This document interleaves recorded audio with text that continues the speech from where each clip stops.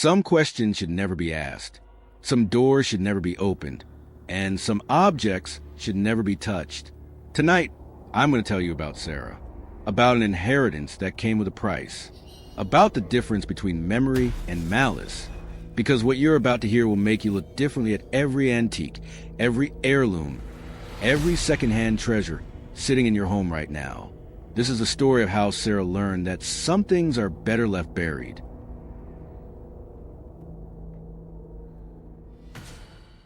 Sarah Mitchell was the kind of person who believed in facts, science, logic.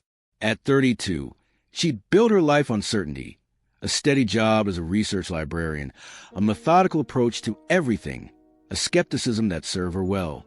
So when her grandmother passed away last March, Sarah approached the task of cleaning out the old Victorian house with the same practical mindset. Box by box, room by room. No sentiment, just efficiency. Grandma Rose had been a collector, not a hoarder, mind you, but someone who saw beauty in forgotten things. Antique teacups, vintage jewelry, hand-carved trinkets from travels long past. Sarah had spent 3 days sorting through decades of memories when she found it.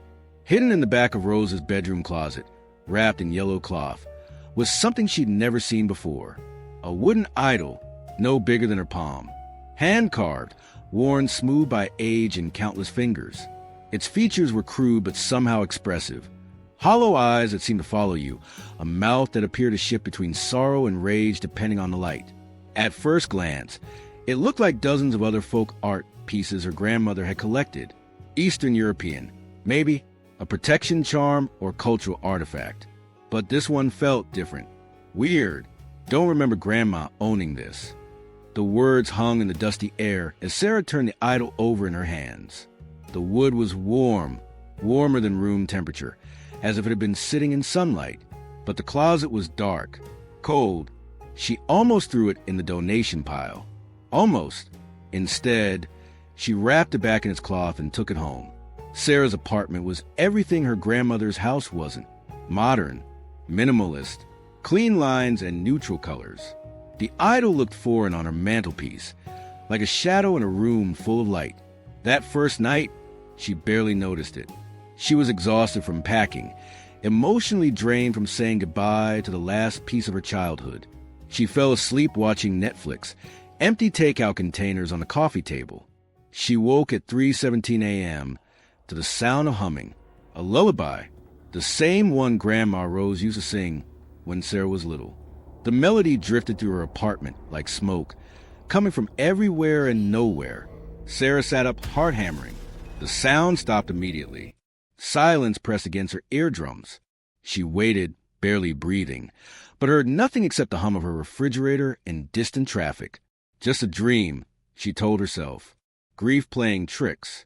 But when she looked toward the mantelpiece, the idol was gone. She found it on her kitchen table, standing upright, facing the hallway that led to her bedroom, as if it had been watching her sleep. The rational mind is a fortress. It builds walls of logic around impossible things, explains away what cannot be explained. Sarah's fortress was strong, built over 32 years of evidence-based thinking. But even the strongest fortress has cracks. The next morning, she researched. Wooden idol Eastern European origin returned thousands of results.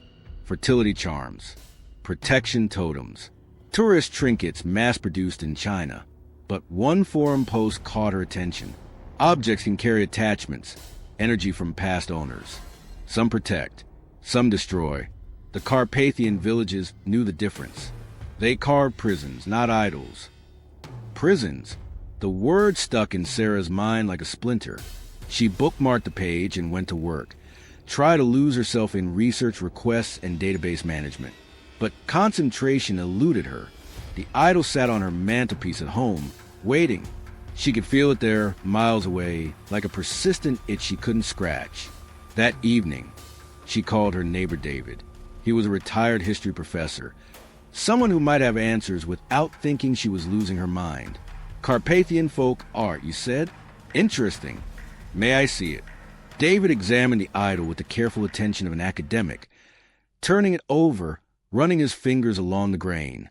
But after a few moments, His expression changed. This carving technique, it's very old, pre-Christian.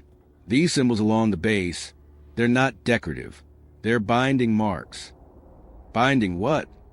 In the old beliefs, violent deaths could trap spirits in the physical world. Sometimes they bound themselves to objects, usually after they were wronged, murdered, tortured. The grief and rage would anchor them to something tangible. As David spoke, the temperature in Sarah's living room seemed to drop. The idol sat between them on the coffee table, silent but somehow attentive. But this one, the binding marks are on the outside. They weren't meant to trap a spirit inside an object. They were meant to trap it inside the object, like a prison. Sarah felt something cold crawl up her spine. And if the prison breaks, then whatever was trapped gets out. That night, Sarah couldn't sleep. She lay in bed staring at the ceiling, hyper-aware of every sound. The building settling, wind in the trees outside, the steady tick of her bedroom clock. At 2:43 a.m., the ticking stopped. Sarah held her breath. The footsteps were small, light, like a child walking barefoot across hardwood floors. She grabbed her phone, turned on its flashlight, and crept toward her bedroom door. The hallway was empty, bathed in cold white light from her phone's beam. But at the far end, in the living room, she could see the mantelpiece. The idol was gone. She found it in her bathroom sink, under the running faucet. Water cascaded over its wooden surface. But the carving remained completely dry. Not a drop clung to it. Sarah reached out to turn off the tap, and the idol's hollow eyes seemed to track her movement. She turned off the water and ran back to her bedroom, locking the door behind her. Fear changes people. It rewrites the rules of reality, makes the impossible suddenly plausible. Over the next week, Sarah's carefully constructed world began to crumble. The idol moved constantly now. Kitchen counter to bookshelf to windowsill, always when she wasn't looking, always facing her. Her dreams became vivid, violent. She walked through dark forests where shadows whispered in languages she'd never heard. She saw a woman running through trees, clutching the same wooden idol.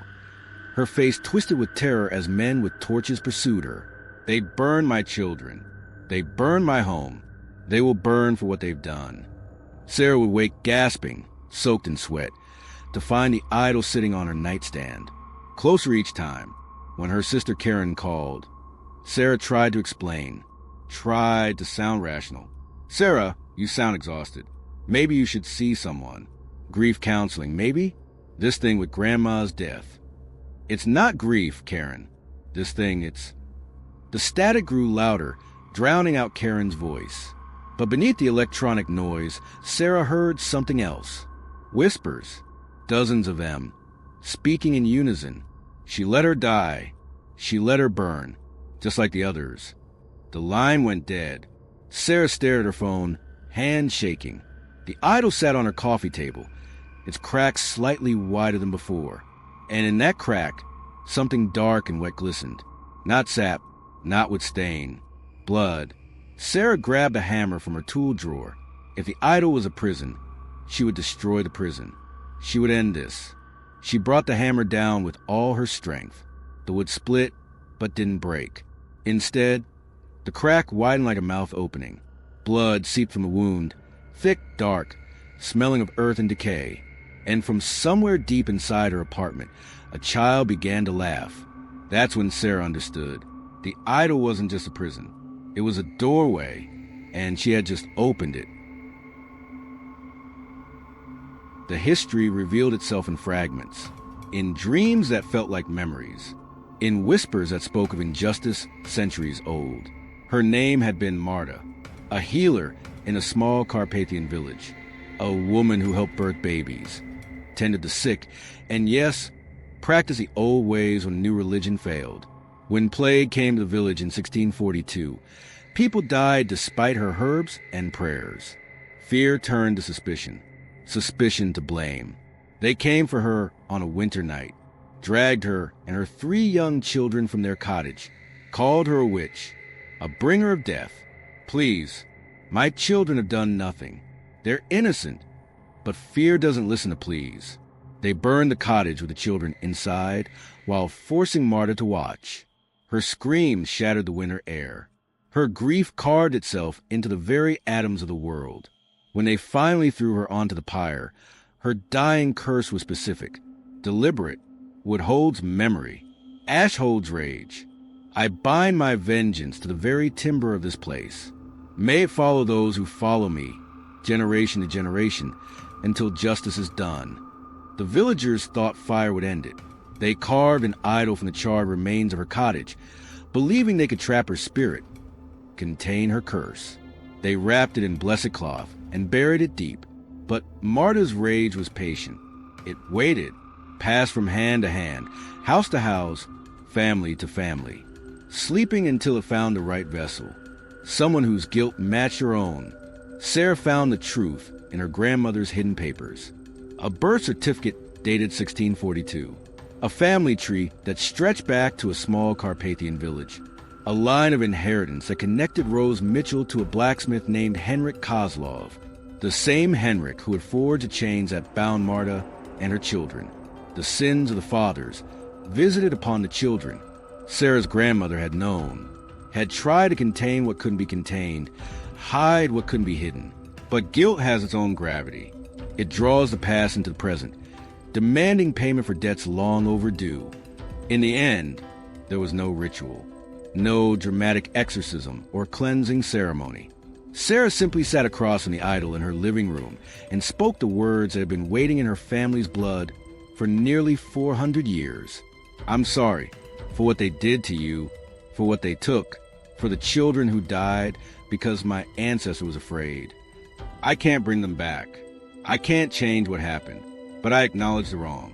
I carry the weight of it now. The idol's crack began to widen, but not violently this time. Slowly, like a flower blooming. The blood that seeped out was no longer dark and thick. It ran clear as tears. Justice or mercy, both in the same way. The wooden prison crumbled into ash. Not the angry destruction Sarah had tried to force, but a gentle dissolution, a release. The apartment felt different afterward. Lighter. The shadows seemed less deep, the silence less oppressive.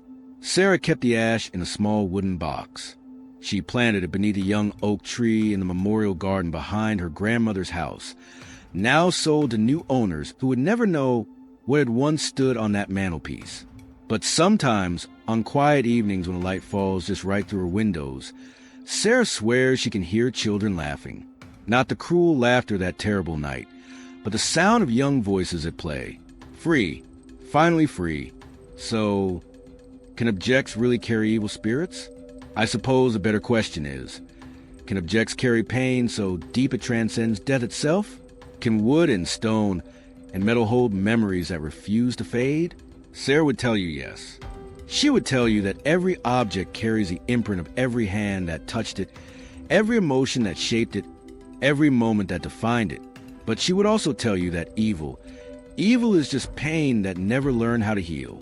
And sometimes, all it takes is someone brave enough to say, I see you, I acknowledge you, I'm sorry. The question isn't whether spirits can haunt objects. The question is, what spirits are we leaving behind?